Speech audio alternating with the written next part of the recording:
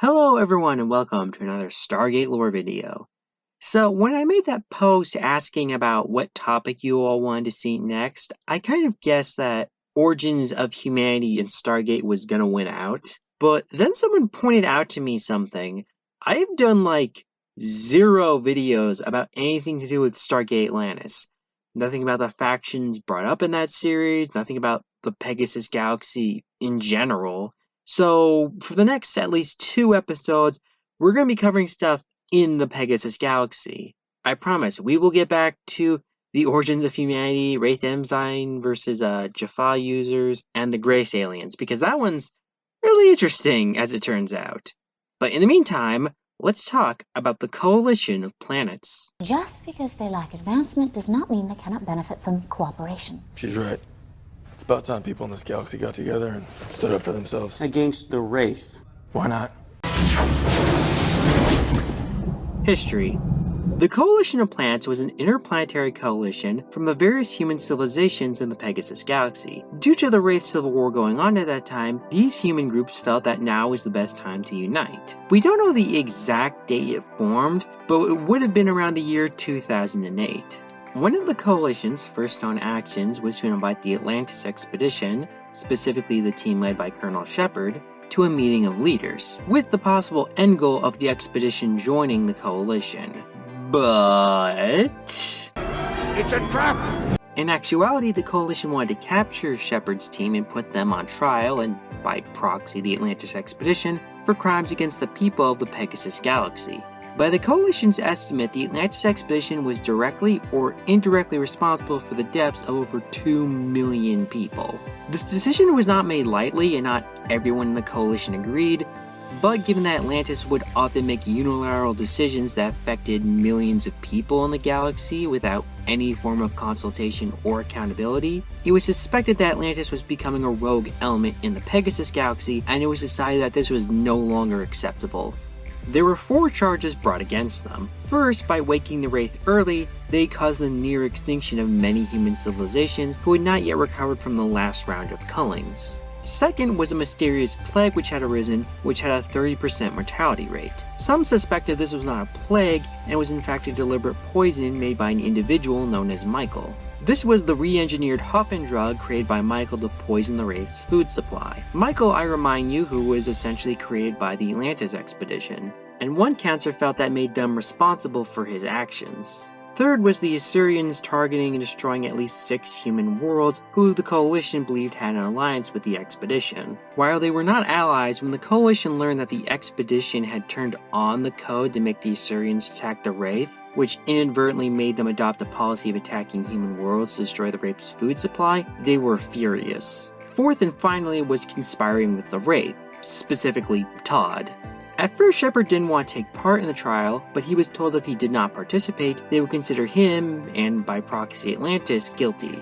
Shepard and his team would be sent to an uninhabited planet with no DHD, and all members of the Coalition would not be allowed to have any trade or relations with Atlantis. With the Coalition's growing power, eventually all of Atlantis' allies would be forced to join the Coalition and following the ruling of the Council. Shepard had some trouble arguing for the case. For example, he tried to argue that Atlantis had been the ones to give the Coalition a chance to form in the first place since they had beaten back the Wraith in multiple military operations. But the Councilors countered that they had no real evidence of his wild claims. Probably because they kidnapped him and didn't let him bring any evidence. Regardless, they felt it was more likely that the Wraith Civil War caused by lack of food is what allowed the human groups to finally unite. Woolsey would later allow himself to be taken to the trial and took up the defense since he had a background in law. He had a little better luck, but he still struggled. When he was arguing about the replicators, he tried to argue that since the replicators destroyed at least 12 hive chips, that meant more human lives were saved than lost by having the replicators attack the Wraith. Unfortunately, one of the counselors was from one of the worlds that the Assyrians attacked and didn't like being used as a statistic. However, Woolsey and the others thought it really odd that someone who was so obviously biased would be allowed on the council. They deduced that since one of the counselor's people had a growing relationship with the Genii, that this whole thing was set up by the Genii.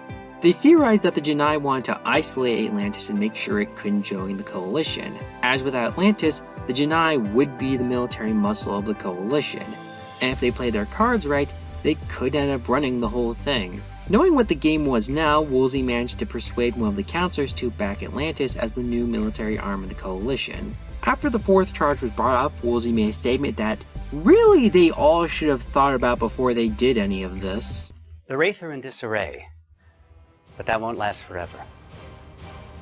Sooner or later, one faction will win out over the others. And when that happens, they will turn their attention to this coalition with a ruthless vengeance, the likes of which you've never seen. If you don't want us there, when that day comes, fighting by your side, then by all means, vote us guilty. And in the end, Atlantis was found not guilty in a 2-1 vote. Interestingly enough, we never really heard from the Coalition after this. Despite this whole thing about making sure Atlantis was being held accountable, to my knowledge, they pretty much continued on as normal. The last time I could find them ever being brought up was by a village magistrate when he said this. As magistrate of this village, I hereby pronounce sentence upon you for the crimes you have committed not only on this planet, but on all the other planets in the Coalition. And like I said, this was the last we heard from the Coalition of Planets. Government. Now, the Coalition is unique when we're talking about government. Woolsey describes it as less formal than the UN, but in the next sentence says the IOA believes it could be the first step to forming a federation. And later in the episode, he does call it a government. So what do we know about it? Well, we know it was ruled by a council, which fandom calls the Coalition of Planets Council. The council we see had 3 members: Latira, the tribes of Xanthal, and the Free Peoples of Rivia. The council seems to hold executive, legislative, and judicial powers. Now, according to fandom, this is the main body of government for the Coalition, but to be kind of honest, I have to question this for a few reasons.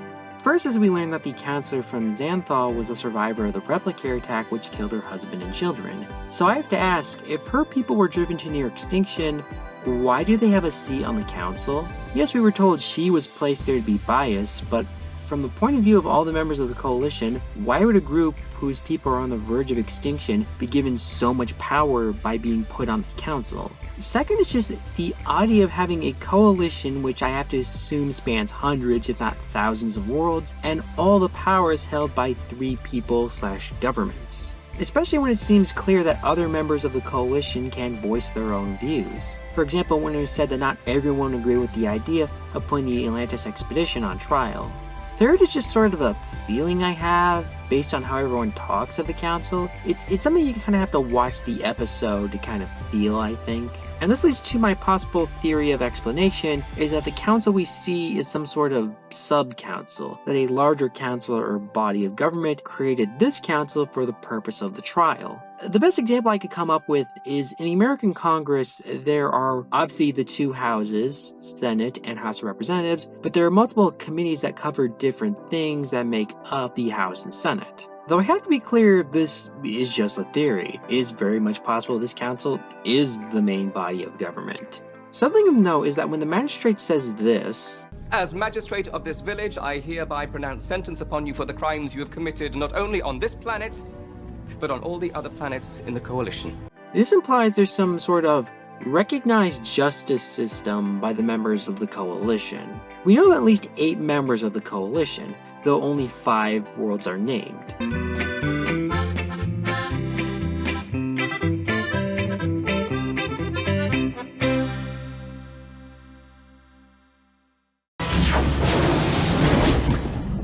Military.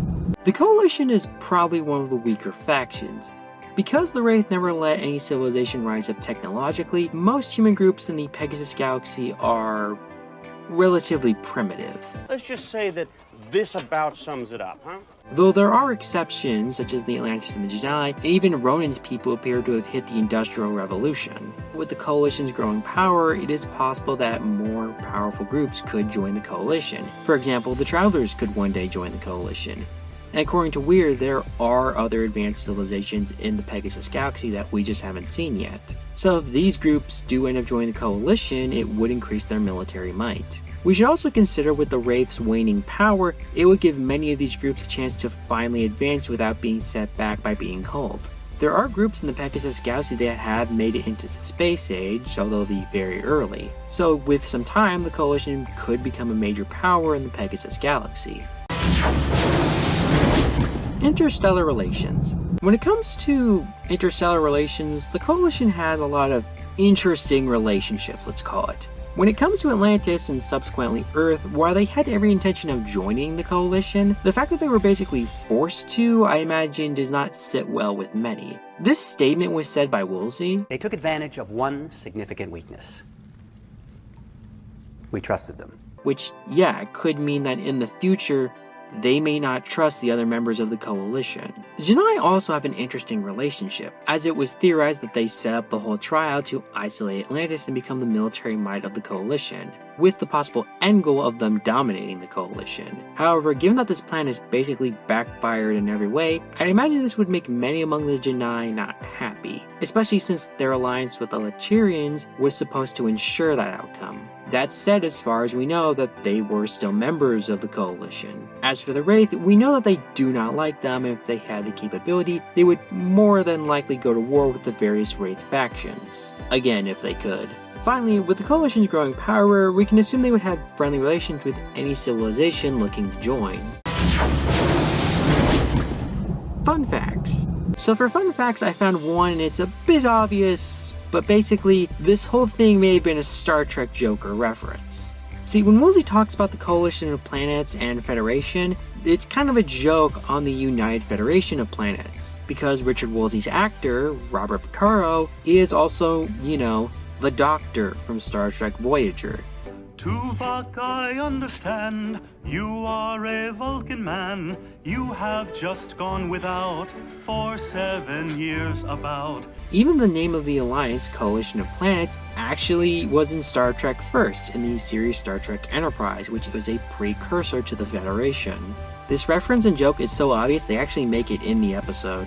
The Federation had ships. And that was the Coalition of Planets. I kind of have two things I want to say about them. First, if you think about it, this is the first real, alliance between multiple factions I think we've seen since the Four Great Race Alliance. Sure, Earth has alliances with various groups in the Milky Way and Pegasus, but they don't really have anything like the Coalition, which Woolsey theorized could one day lead to a massive federation, and it would technically be a galaxy-spanning federation.